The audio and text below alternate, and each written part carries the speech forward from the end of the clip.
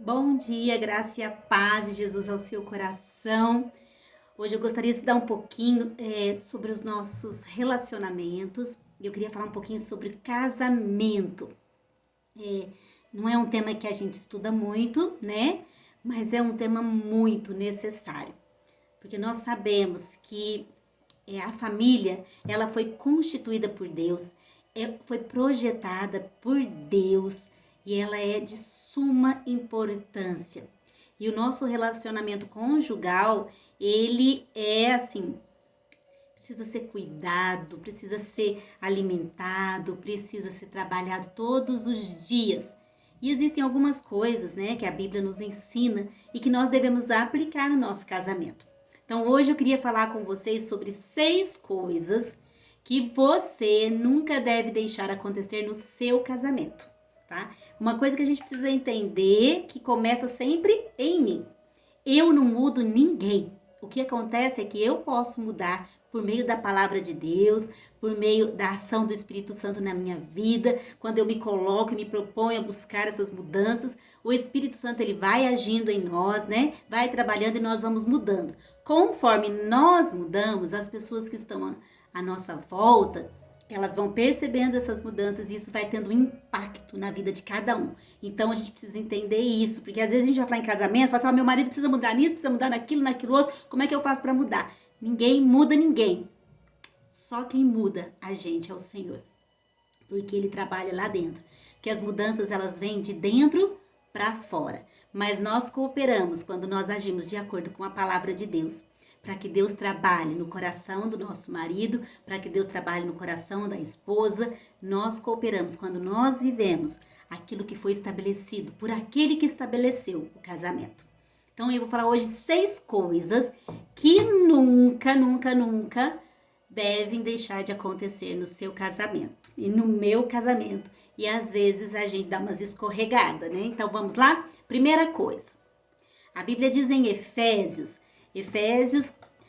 4 e 26, diz assim: Irai-vos e não pequeis, não se ponha o sol sobre a vossa ira, nem deis lugar ao diabo.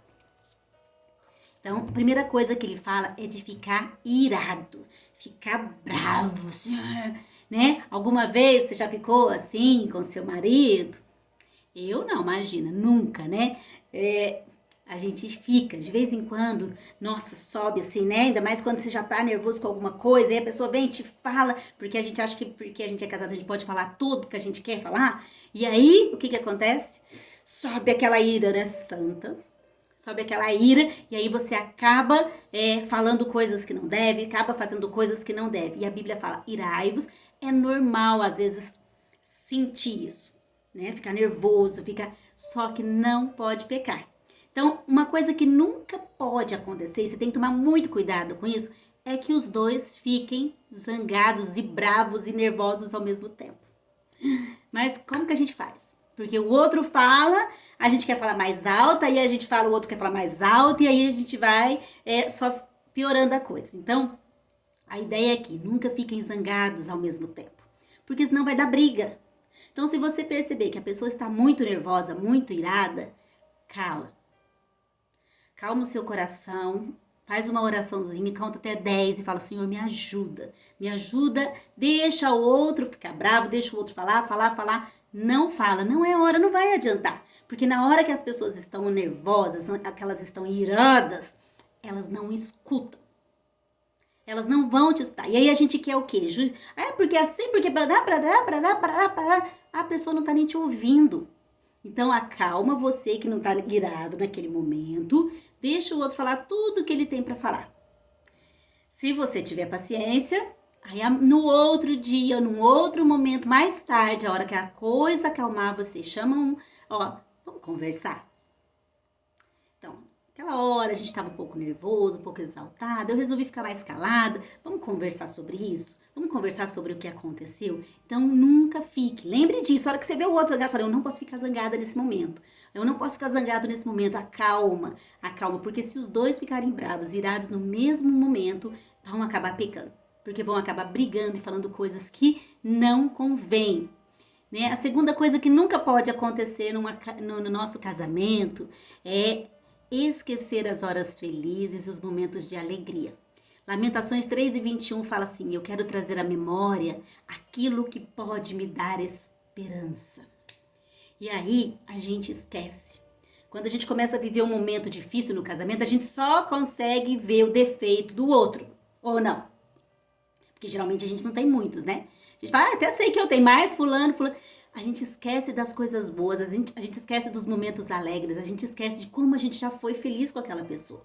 Então, registre os seus momentos, sabe? Faça um mural, coloque fotos das viagens, coisas que vão trazer à memória de vocês sempre os momentos bons. Coloca lá uma foto, né? Porque quando você olha para aquela foto, quando você olha para alguma coisa que você registrou, né? Você vai falar assim, poxa vida, como foi legal aquilo, né? E aí, na hora, já vem na sua mente, nossa, minha esposa não é assim, né? Meu marido não é assim. Por quê? Porque a gente lembra de coisas boas. Então, nunca se esqueça das horas felizes e dos momentos de alegria. Isso precisa ser registrado na sua casa de alguma forma. Eu coloco umas fotos aqui na parede da minha casa, coloco lá, às vezes até assim, os outros falam que é meio feinho, os porta-retrato e tal, mas isso é importante para a gente estar sempre lembrando dos momentos alegres que passamos juntos. Terceiro, nunca jogue indiretas.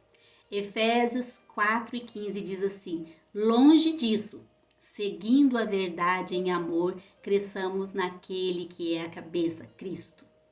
Fale sempre a verdade em amor. Não fica jogando indireta um pro outro. Olhe nos olhos da pessoa, olhe e fale firme, olha, mas fale com amor. As coisas precisam ser conversadas, precisa haver diálogo. Então, precisa falar. Então, fica esse negócio, às vezes encontram, aí fica jogando as indiretas aqui, outra indireta ali, outra indireta lá. Isso é muito desagradável. Isso causa conflitos. Aí depois você vai conversar sobre, mas você ficou fazendo aquilo, você pensa que eu não vi? Então, fale em amor, fale com firmeza. Chame para conversar em momentos que os dois estão calmos, serenos e tranquilos. Outra coisa, e essa aqui é forte, nunca grite um com o outro. Nunca, nunca, nunca, nunca grite, gente. Olha lá o que a Bíblia fala em Efésios 4:31 e 32. Longe de vós toda amargura e cólera, quer dizer, briga também, né? E ira e gritaria. E blasfêmias, bem assim como toda malícia. Antes, sede uns para com os outros benignos, compassivos, perdoando-vos uns aos outros, como também Deus em Cristo vos perdoou. Então, longe de nós toda gritaria. Gente, se eu gritar... Eu não vou gritar com meu marido, né? Mas se eu gritar... Porque eu não sou doida, cabeça. Mas, gente, não tem como. Vocês já imaginaram os vizinhos ouvindo... Um casal cristão que ama a Deus, que vai todo domingo para a igreja, que eles vêm, de repente, gritando um com o outro. Que coisa, que testemunho horrível.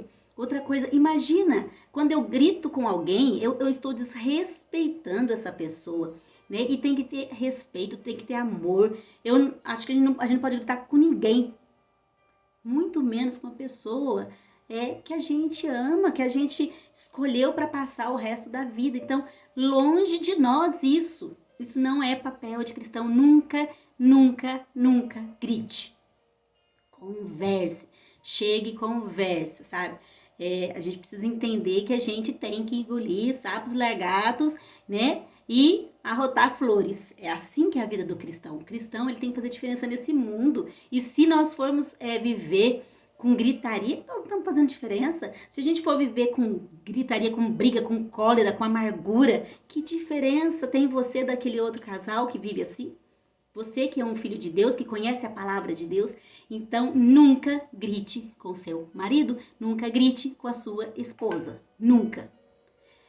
O outro nunca. E aí, completando o versículo, ali fala, antes sede um para com outros, benignos, perdoando-vos. Nunca lance no rosto do outro, erros do passado. Gente, aquilo que foi resolvido, acabou, morreu. Efésios 5:1 fala assim, sede imitadores de Deus como filhos amados. Quando nós pecamos e nós chegamos diante de Deus arrependidos e colocamos o nosso pecado, a Bíblia fala que o Senhor lança o nosso pecado no fundo do mar, do oceano, e esquece. Ele fala, dos seus pecados eu jamais me lembrarei. E é a mesma coisa que nós temos que fazer uns pelos outros. Sabe? Resolveu aquele pecado, cometeu, aconteceu. Resolveu, acabou. Esqueça. Deus perdoou. Se Deus perdoou, você também deve perdoar. E o inimigo não tem direito nem de lançar esse pecado na sua cara. Pecado perdoado é pecado abandonado. Deixa pra lá. Não significa que você não lembre, né? Então vamos supor que uma coisa terrível, você passou por uma traição. Gente, isso vai ficar marcado pro resto da vida. Não tem como voltar atrás e apagar. Aconteceu. Só que é um pecado que, se foi perdoado, você não tem o direito de lançá-lo, sabe, no rosto do outro. Então nunca lance no rosto do outro o erro dele. Nunca faça isso, porque isso mata a relação, acaba. Aí ele vai falar assim, mas aquela vez você fez assim, você vai falar assim, mas aquela outra você fez assim, vamos separar. Por uma coisa, gente, que já tinha sido resolvida e que já tinha sido perdoado. Então, seja parecido com Deus. Perdoa e deixa pra lá. Deus, imagina se Deus ficasse o tempo todo falando, Adriana, lembra aquele dia que você pecou assim? Aí aquele outro pecado assim, e aquele outro pecado assim. Toda vez que eu me encontrasse com Deus, ele falasse dos meus pecados, eu falasse, Senhor, eu não aguento isso, não. Ninguém aguenta, gente. Porque todos nós somos humanos, todos nós erramos. Hoje eu perdoo, amanhã eu preciso ser perdoada. E isso faz parte da nossa natureza. E por fim, nunca desconsidere as necessidades uns do outro. A minha necessidade é uma, do meu esposo é outra, sabe? O meu esposo, ele gosta de comer fora, por exemplo. Ele gosta de sair, ele não gosta de ficar dentro de casa. Eu não gosto de sair, eu gosto de ficar dentro de casa. Mas é uma necessidade dele. Isso faz ele feliz. Isso faz dele, assim, sabe? Ele se sente bem, ele volta satisfeito. É uma coisa que ele gosta. Então é uma necessidade dele. E eu preciso suprir as necessidades dele. Assim como ele supre as minhas necessidades. Então nós precisamos estar atentos. O que faz a sua esposa feliz? O que faz o seu marido feliz? Mesmo que você tem que, casamento é isso. Eu abrir mão de uma coisa que às vezes eu não quero para viver uma coisa que o outro quer, para fazer o outro feliz. Porque eu casei para fazer o meu marido feliz. E ele casou comigo para me fazer feliz. Sabe? Não cabe egoísmo no casamento. Nós somos um e nós vivemos em prol do outro, um do outro.